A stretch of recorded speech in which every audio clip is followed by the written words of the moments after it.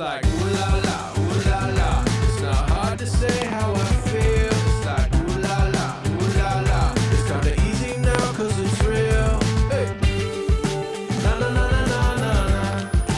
Na na na na na na na. Na na na na na na na. 4 or 1,000, there's no adding up the number.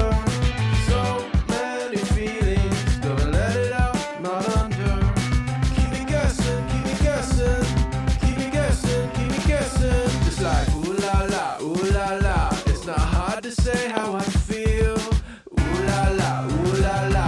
It's kinda easy now 'cause it's real. It's like ooh la la, ooh la la. It ain't hard to say how I feel. It's like ooh la la, ooh la la. It's kinda easy now 'cause it's real. Gonna say how I feel, 'cause I know that it's something real. Gonna say how I feel, 'cause I know that it's something real. Hey, hey. Gonna say how I feel, 'cause I know that it's something real.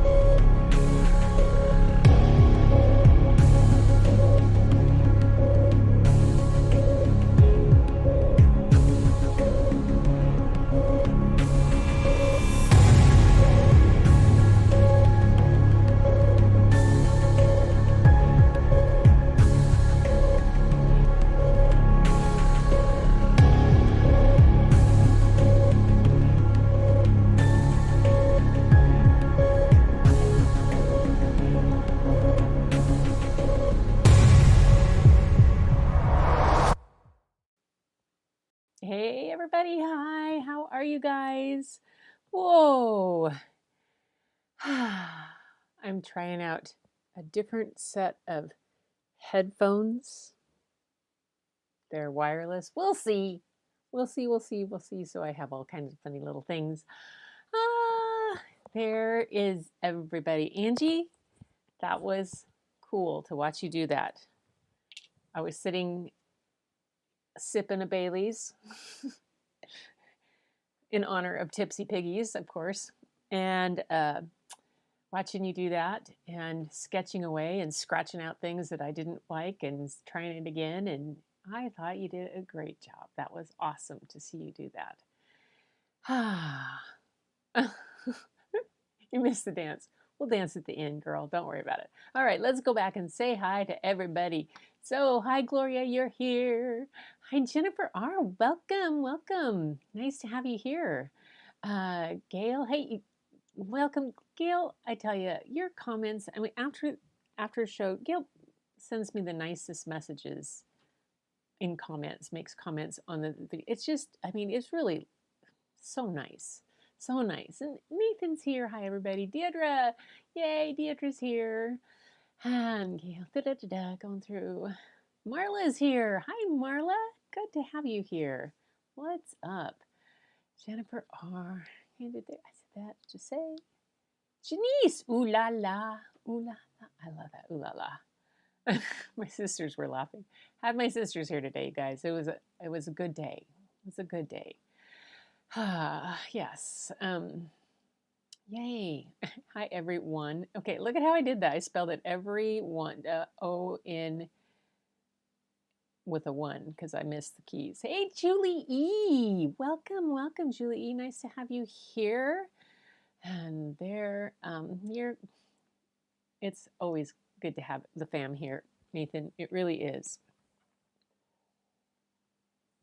And Janet's here. I saw your comment, Janet. My daughter has Hashimoto's too, and it's a it was a long time before it was discovered. And she's a super high level athlete, and I mean to the point of national champion in crew, and so she's still that one. She's 37 now, and she's still a crazy, but.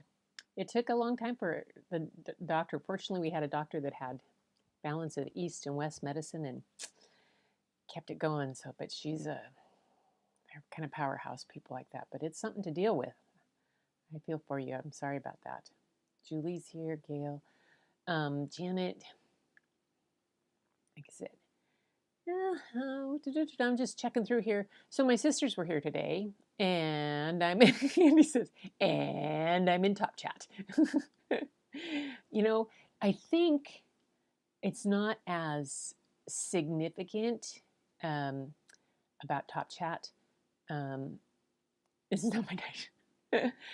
When it's such a small group, because basically what Top Chat does, I found out, is it's YouTube determining which comments it feels like are the most relevant and putting those out versus everything else. So when it's a smaller chat group or a smaller group, I think everybody gets kind of out there. I've been in some other live streams where they never even worry about Top Chat.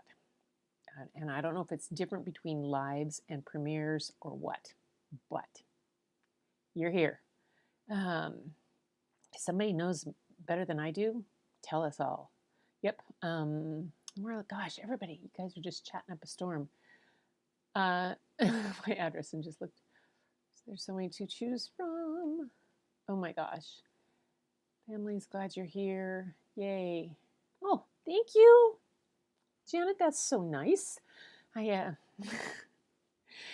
Okay, so I don't know, rest of you guys. I have sisters, and I'm the youngest.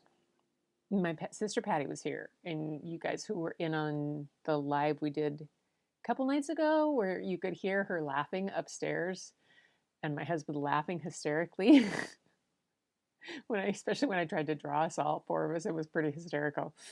By the time I went upstairs, Patty was like tears in her eyes laughing so hard.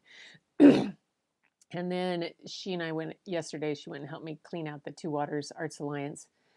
And so we kind of rested up yesterday afternoon. But then Sarah, sister 3, said, how about I bring coffee over? And in the morning we said, yes, that's awesome. And then late at night we texted sister 2 and said, come too. And so she said, okay.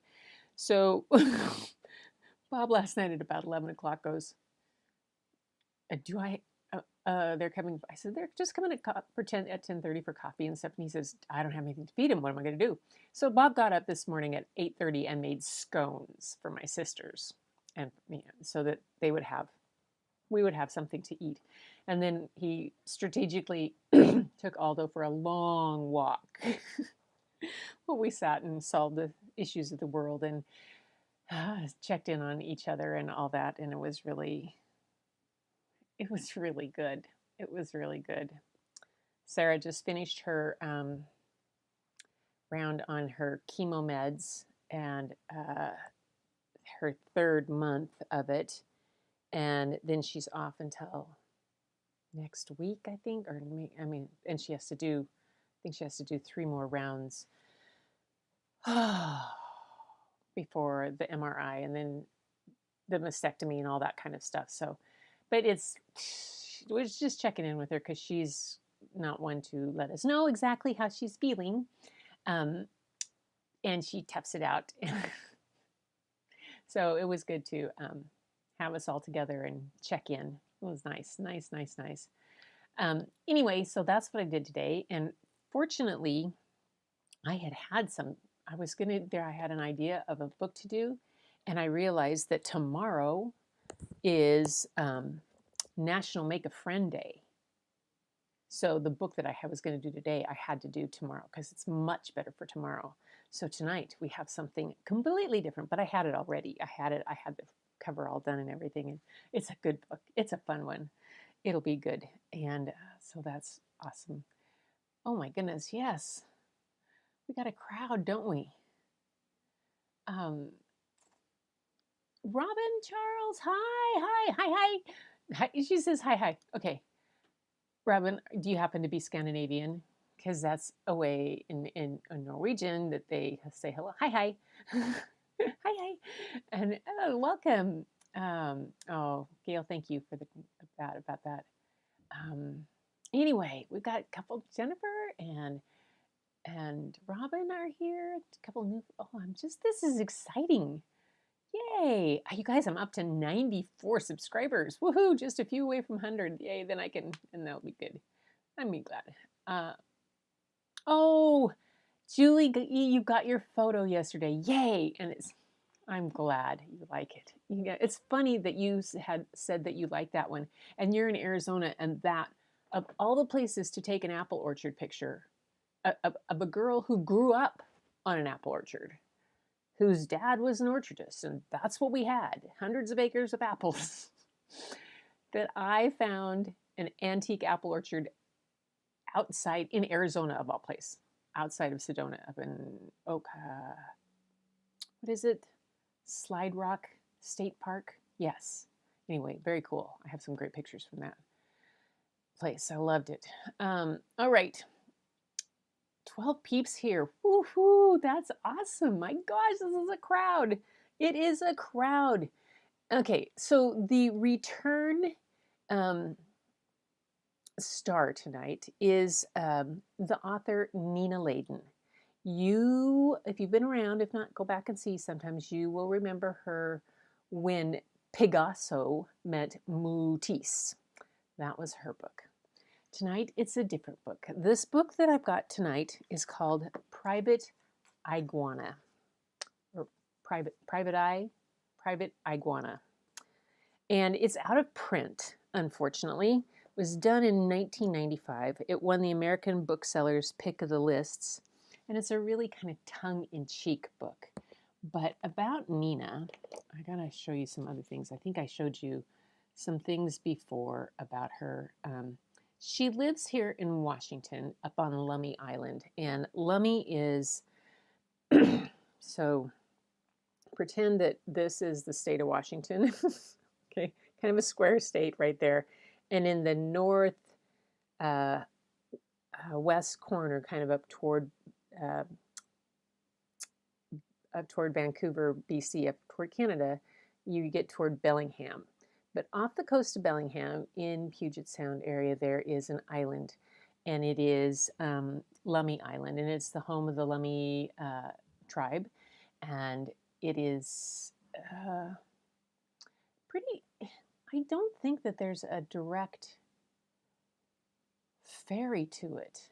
I think it's a private ferry that might go out there, but this is what I found out, that where she lives now. And let's see, go to my iPad screen. Here it is. So she was, a brief history about, she was born in Manhattan, and she said she was making and telling stories since she could hold a crayon. Mom had to hold the glue, she said. She went to Syracuse, and after school she lived in Atlanta and worked as a graphic designer. She met her husband in Atlanta, and he had lived in Seattle. And he had 3 boys. They opened he moved to Atlanta, and they opened Aurora Coffee, Atlanta's first espresso bar, in 1992. Of course. They eloped, and then her first book, The Night I Followed the Dog, came out to rave reviews. And it kind of became, yay, I did what I wanted to do, and I get to do it. So she's published over 25 more books, working both as an author and illustrator. She and her husband Booth and their cat Marley live on Lummi Island in the San Juan Islands in Washington State. She built a studio of her dreams next to her house. And when she's not writing or illustrating, she and her husband go, of course, on that island up there. You go shrimping, crabbing on their fishing boat, kayak, paddleboards, foraging for wild mushroom and food and things to eat. She makes jewelry with agates that she finds on her beach, which is pretty cool. This is a picture of when the Maza Museum of Children's Book Illustration visited her studio. And I thought was really interesting. These are her journals. She says that it's really helped her with her creativity, is keeping journals. She's about to start her 42nd journal. Now, I don't know when the website was last updated, but she's done this consistently since high school. Can you believe it? Her only rules for keeping a journal is that you can never tear out the pages. Everything must stay. And this was, okay, Angie, listen to this.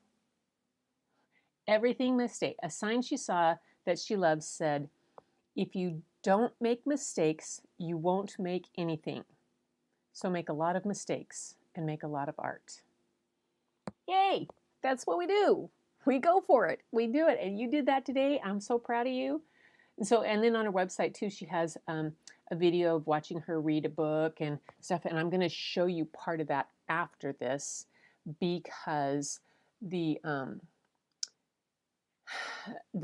part of the video I want to show is the dummy copy of this book.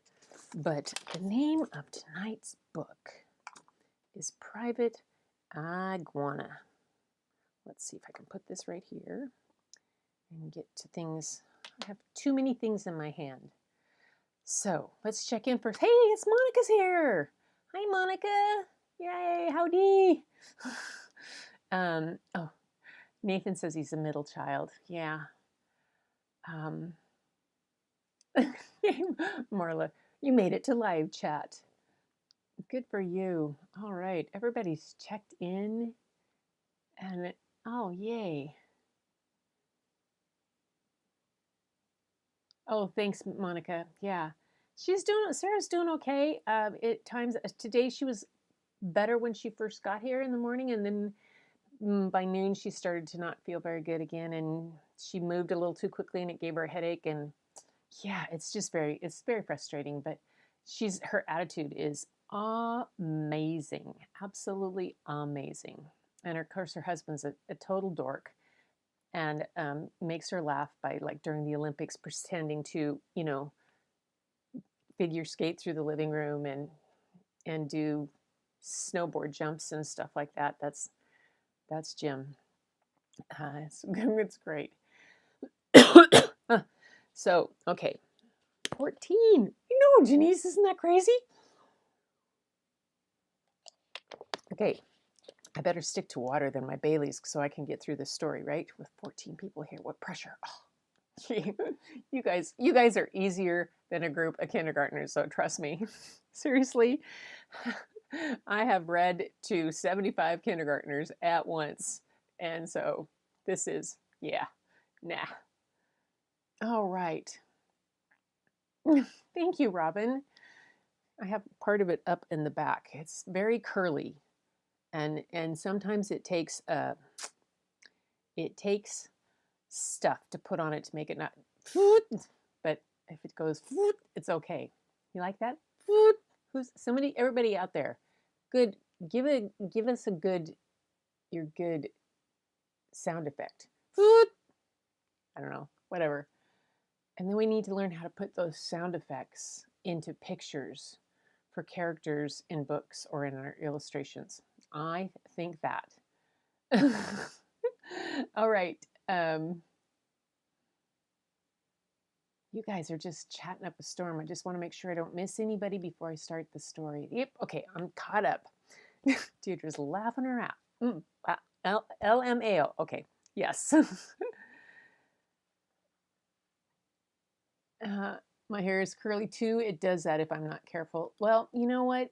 I spent a lot of years making my hair be straight. And I kind of gave up on doing, yeah. Although I can still remember one day at school when I was teaching, there's a little redheaded girl came in. These happened. It must have been a bad hair week for me. I must have needed a haircut or something. But she walked in and she was in like maybe first grade. She's a hilarious little thing. She was bright red curly herself, curly hair, red as can be. And she looked at me and she said, "Ugh, crazy hair, Mrs. Shepherd," just like that. And I was like, okay. And then probably a couple days later, a fifth grade boy walked in. And he looked at me and he goes, "Rough morning, Mrs. Shepherd?" And I looked at him and he said, "Well, and I said, Okay, dude, you're going to junior high next year. That is not the kind of thing that you want to say to anyone. And he's like, oh, that was, and I'm like, yeah, that was, you're halfway through fifth grade. You got to learn that for the rest of the year. Oh my gosh, I love it. I wish I'd written all this stuff down someplace that these kids do this. Anyway, so for tonight, we have a story of mystery and intrigue and ridiculously crazy tongue-in-cheek jokes. So be ready. I hope you get them. Be ready now for Private Iguana. Let's see if I can get, there we go. By Nina Layden. The Case of the Missing Chameleon.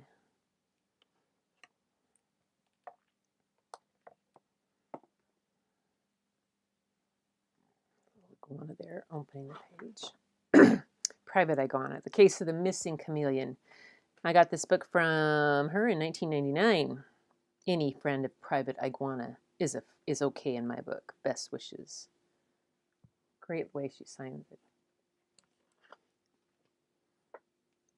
Let's see, I was going to see if she talks about the illustrations and this, if how she did them, but we'll get that next. I was sitting in my desk when I got the call. Private Iguana here, I said. Yes, I can find missing lizards. A chameleon? Well, okay. Why don't you come over to my office and bring a photo? As I hung up, I wondered if I should have said okay. Chameleons are hard to find. But she sounded upset. I guess I'm a sucker for a lizard in distress.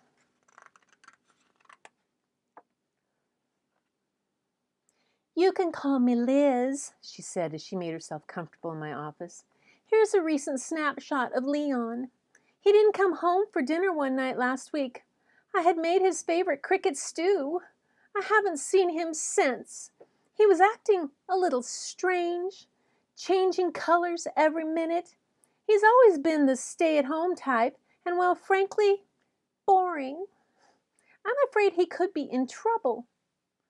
I puffed myself up and said, Now, don't you worry, Liz. If I can't find Leon, no one can. By the way, I asked, what color was he when you last saw him? Quickly, I made a pile of posters of Leon, the missing chameleon. Not knowing what color he was, I figured I'd color each poster differently. Too bad Leon didn't have a scar or a tattoo.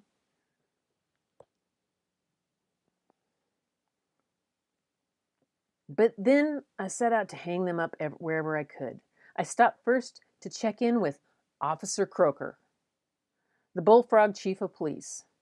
Officer Croker, who had a habit of jumping to conclusions, said, A missing chameleon? That's a waste of time. Probably pretending to be a rock.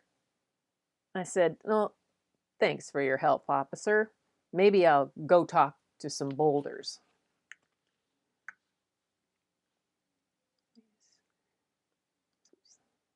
Mm-hmm.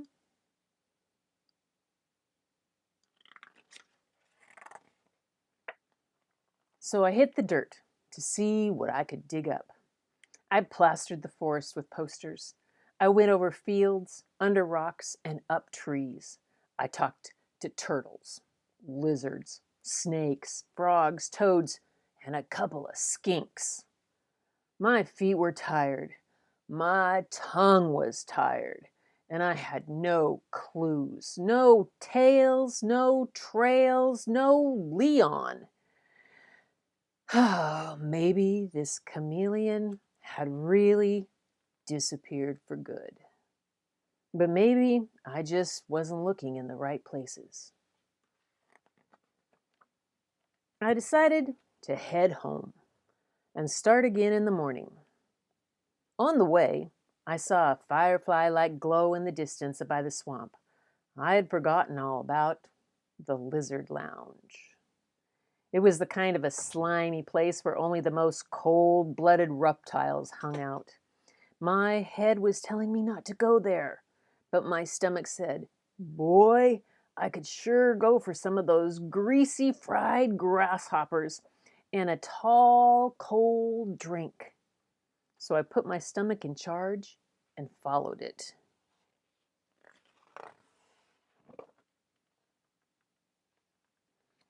The Lizard Lounge was buzzing with activity.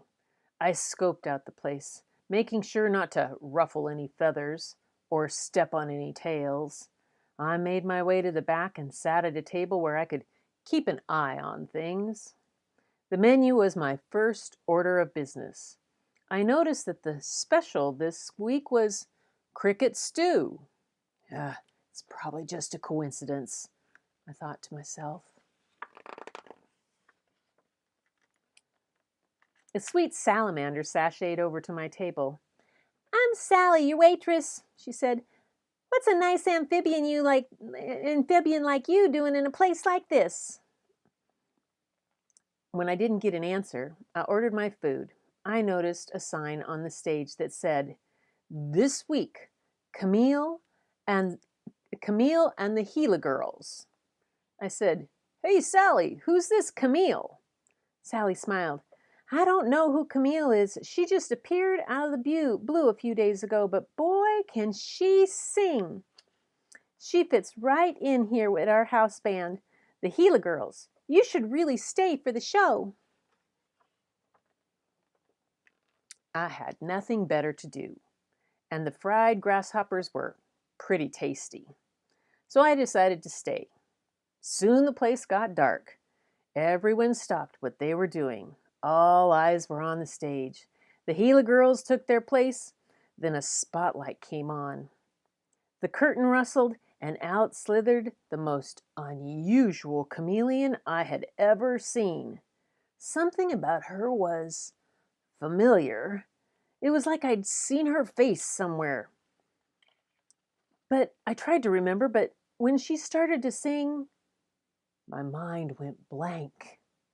I was hypnotized. When the show was over, Camille bowed and disappeared behind the curtain. I clapped and whistled as loud as I could. There was no doubt I had just seen a star. I had to get an autograph. Maybe it was instinct. Maybe I was crazy, but here I was, sneaking around at the backstage of the Lizard Lounge, looking for her dressing room door. I was so nervous, I was shaking.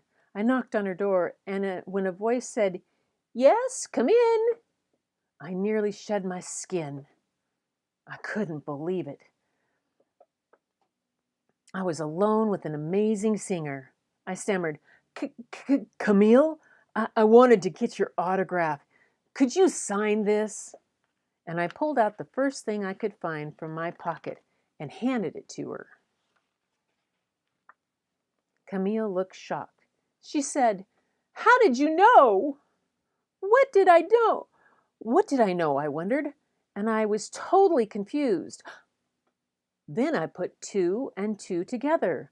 I knew there was something familiar about Camille. My mistake. I had handed her a photo of Leon to sign, and then I realized that Camille was Leon, the missing chameleon. I had hit the jackpot. "You know, Liz is looking for you," I said. "She's very upset. She misses you." Leon took off his wig and sighed. "I miss her too, but I was worried Liz thought I was too boring. I thought she might leave me for someone more exciting. I wanted her to show that I had a talent, that I could be somebody special, maybe even a star." When I heard that the Gila Girls needed a new singer, I jumped at the chance to polish my act. Naturally, I blended right in. And so, I closed the case of the missing Camille Leon. Last I heard, Leon was the singing sensation of the swamp.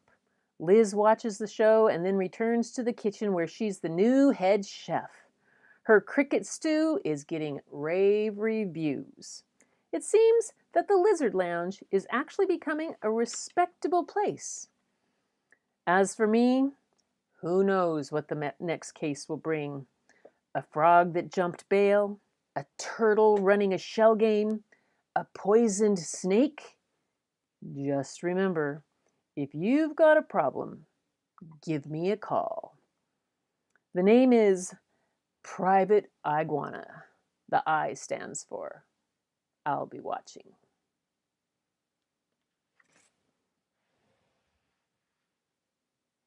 And that's the story of Private Iguana. Oh, case closed. Woohoo, case closed. Chameleon. Okay, how early did somebody catch it? Chameleon. I still need coffee. Oh, no. I know. Early trans. Oh my gosh.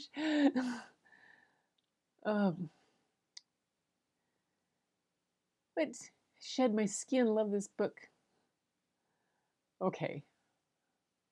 What's going back here? I gotta go back and see what you guys said. Star of the Cantina. The dog's playing poker. Oh yes, I was wondering who else. The references she did, the poker dogs. I mean, and the similar kind of thing. That I thought the same thing. It's. I always wanted to see the pink ones. The depth and the lighting that she does. That's yeah. Nina is pretty amazing. Like look at this one with the reflection, the little bar down there. Private Eye and the owl, all of this, the shading on the trees. Her work is just all this. It's so cool. And then, of course, all the jokes. You know, this of Liz, the skin on Liz is just, and the fingers, it's just amazing. So that's Private Iguana. I thought it was really cool. A great fun book. So it's the Star Wars bar. Yes. Oh, thank you, Nathan. I have fun with the character jokes. Yeah, that's a pickup line. I kind of got a little wrong in the book, but that's okay. Sometimes you just have to keep going. But since I've had cricket stew, been a while since I've had cricket stew. Anybody ever do that where you chocolate dipped grasshoppers?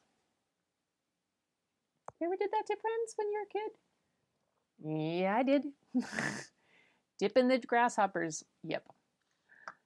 Didn't do that. Catch grasshoppers, dip them in chocolate, and like you're gonna have. I can still remember. My friend. I think it was Kathy Mason that she bit into it and pulled it out in the saw the wing and didn't like that too much. Oh, the things we rotten kids do. Oh, yum. Okay, Angie's got a treat, something with blueberries. Nearly shed your skin. You guys are hilarious. Still need coffee. Helen needs coffee. Case is closed. Love this. Yay. Okay, it was a very cute book. And I have to show you, though, her.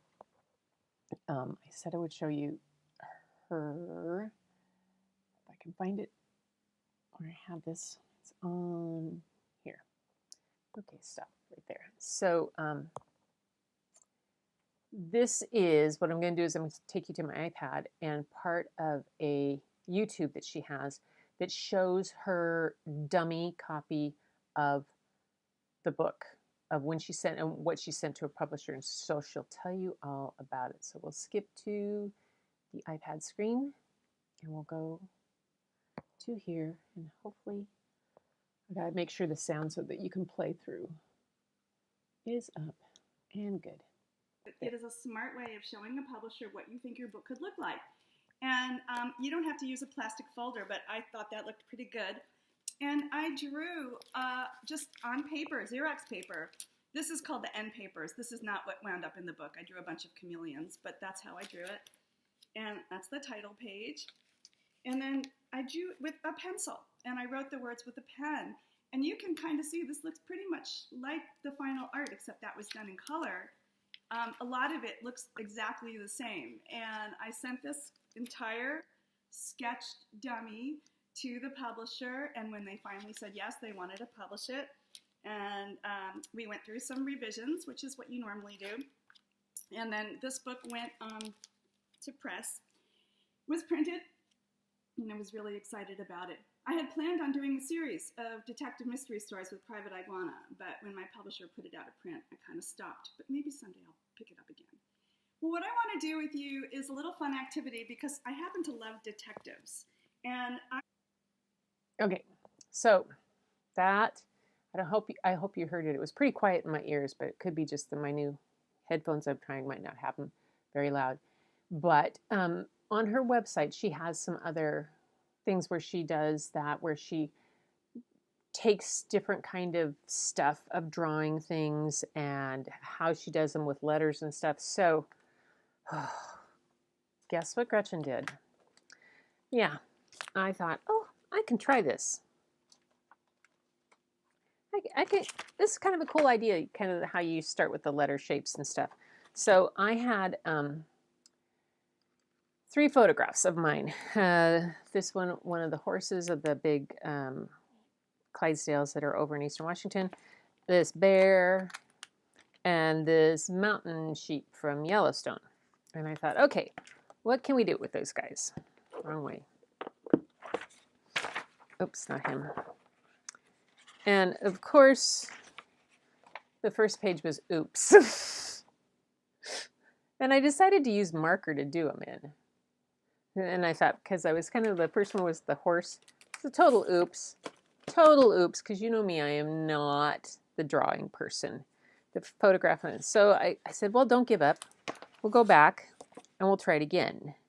And this time, it's not as bad. But, you know, because if you're doing for like a character for a book or a kid's book, one of the things that they really do is none of them are perfect.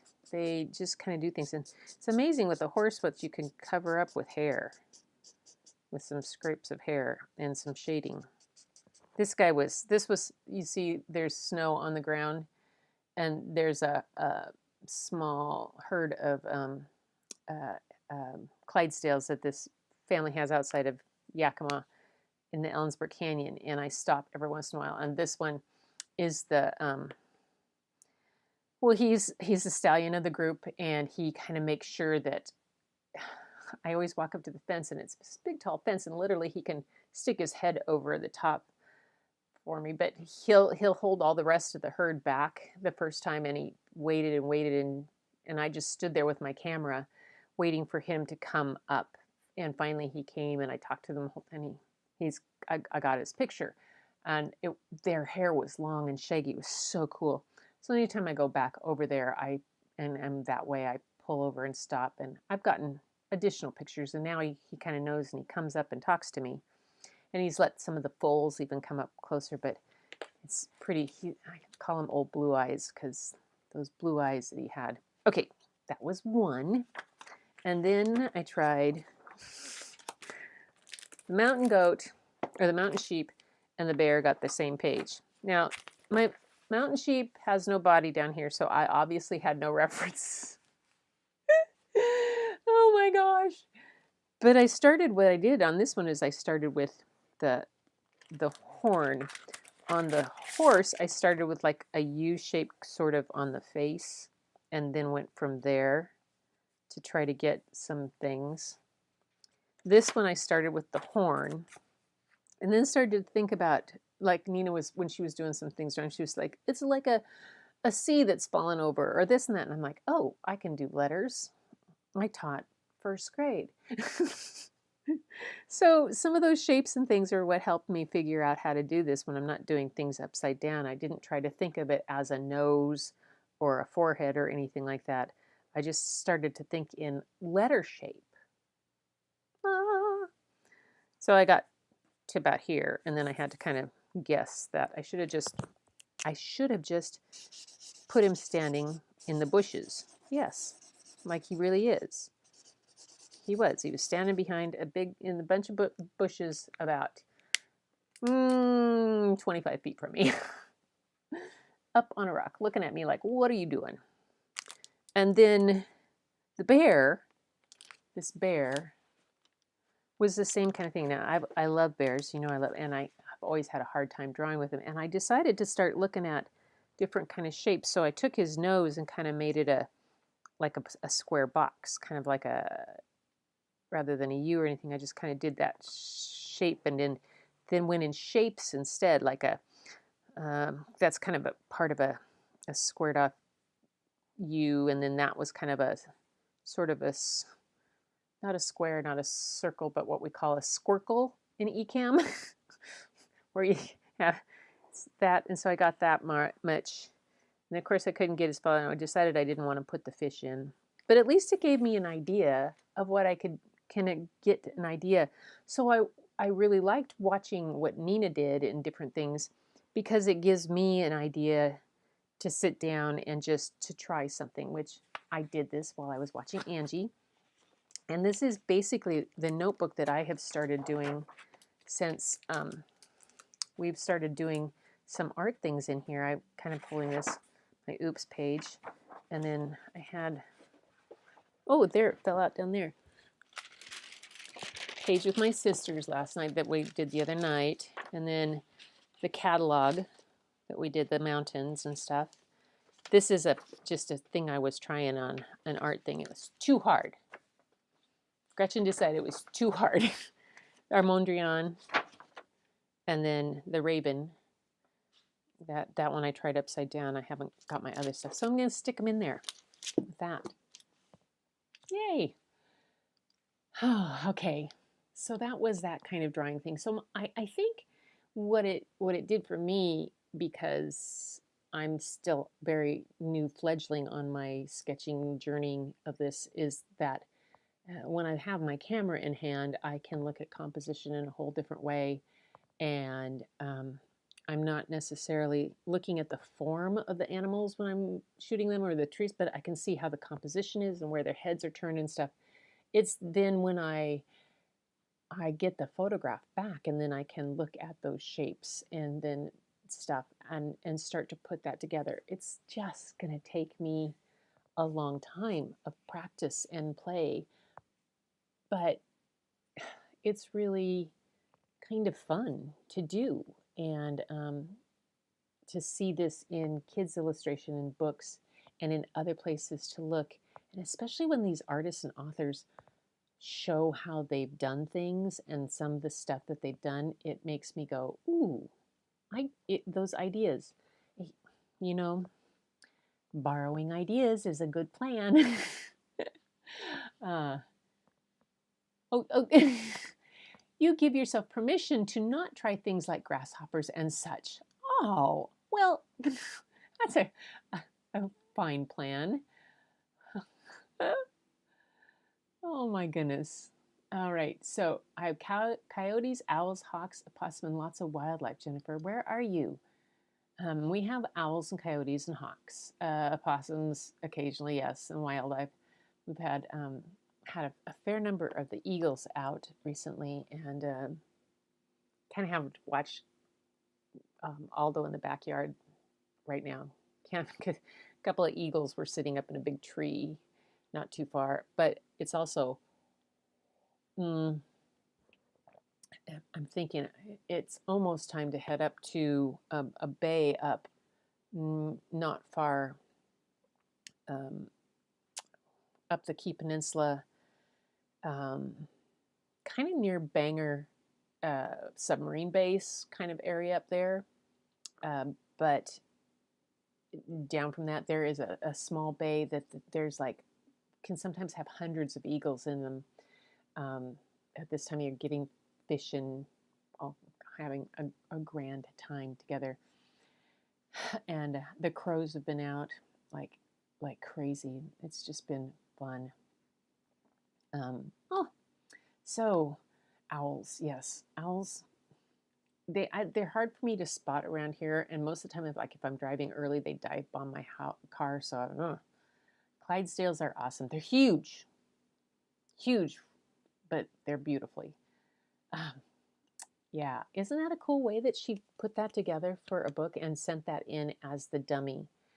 We've seen different ways how Kevin Hankis did his, was a very different, had his dummy put a different, she actually was what she put together to send to publishers was a completely different, was not necessarily a dummy copy.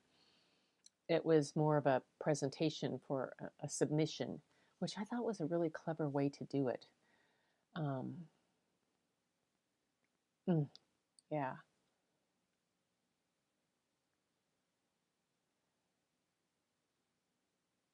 Oh, you know what? We all have those days where things go on, and Angie, the whole community loves you. So don't worry about any time of rambling. You probably listen to me too much. Look at who rambles. Who goes from subject to subject? Who plays Ricochet Rabbit in her head? Me. All of you who know who Ricochet Rabbit is, you will understand. If you don't, if you're not familiar with a Ricochet Rabbit cartoon, just Google it and laugh. Be prepared. Um, be prepared, because Ricochet lives in my brain sometimes. Oh my goodness. Bye, Janet. Take care. Sleep well. Have a good night. Oh, you guys. Yeah, yes. Always worried they'll go after your little Papillon Spaniel mix, Mufasa. Oh, what a great name. Yeah, Aldo thinks he's, yeah.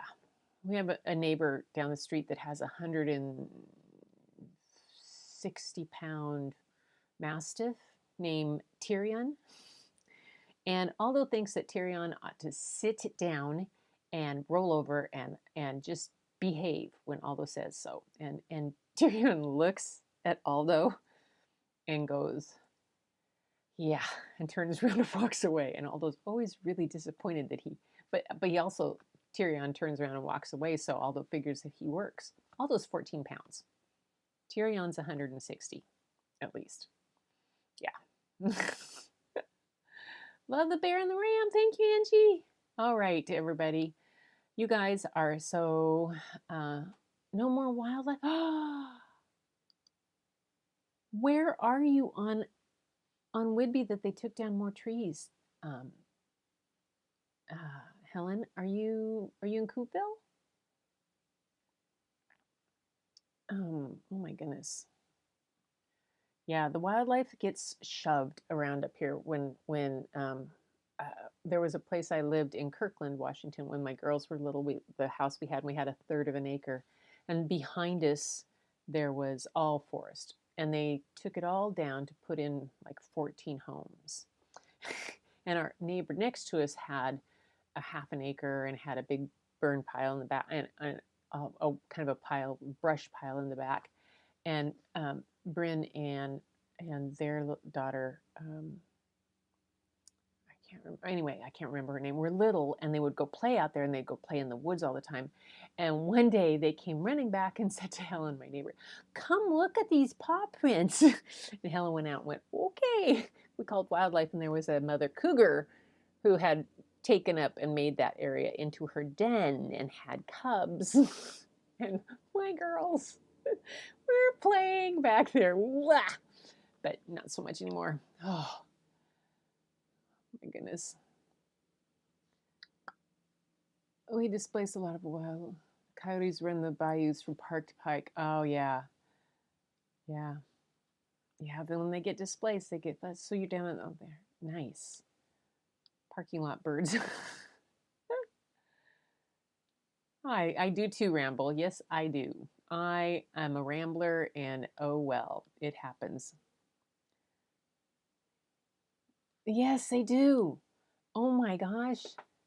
Aldo seriously thinks he is the king of the neighborhood. And of course, all of these things that he does that get reinforced. So, every little dog that barks at the mailman or barks at the UPS driver or the FedEx.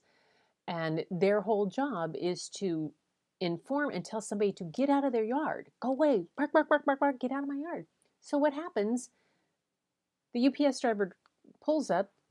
Aldo starts barking. The UPS driver drops off the package and backs away. And Aldo goes like, oh, it worked. And every day that gets reinforced. So he's convinced that it's his job and that it's only him that makes them go away. It's hilarious. And when people go by or anybody, yeah, it's funny. But he doesn't bark very much. But boy, UPS and FedEx really irritates him. For some reason, FedEx really irritates him. All right. Yeah, Aldo is large and in charge. Well, everybody, that was fun. I hope you liked Private Iguana. Nina Layden is so, I mean, it's sad that book, she wanted to do more in the series, but then the publisher put the book out of print. And so she hasn't revisited.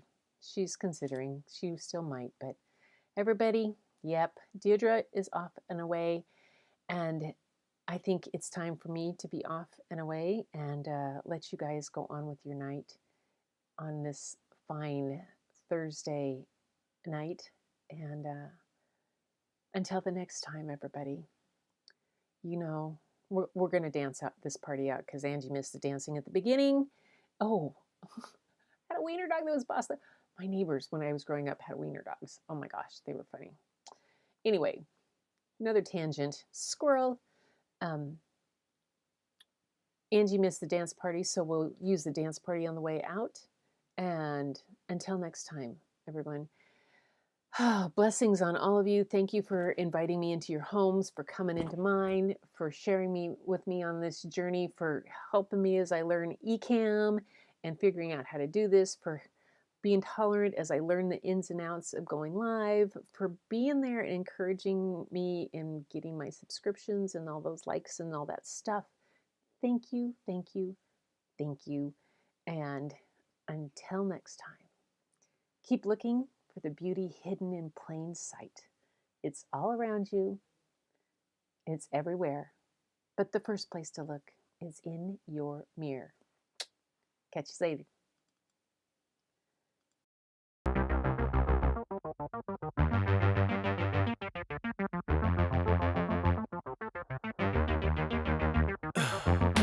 In the heat of the night, we could get lost in all the lights and sounds. Feeling alright, we won't go home, we will just stay here downtown. There's not just stars on the boulevard, they're in the light in your eyes. Oh, we don't need no black cards, I just need you by my side. We could be shameless, famous, running cool, with a love that leaves us weightless. Ooh, drop dead gorgeous, wow. Ooh, you got me feeling starstruck too. We could be famous, we could be famous. You blow my mind, looking like a model, better than the usual. Yeah, you don't even try, not average or typical on a pedestal. There's not just stars on the boulevard, they're in the eyes. Oh, we black cards, I just need you by my side. We could be shameless, famous, running cool, with a love that leaves us weightless. Ooh, drop dead gorgeous, wow. Ooh, you got me feeling starstruck too. We could be famous, we could be famous, we could be famous.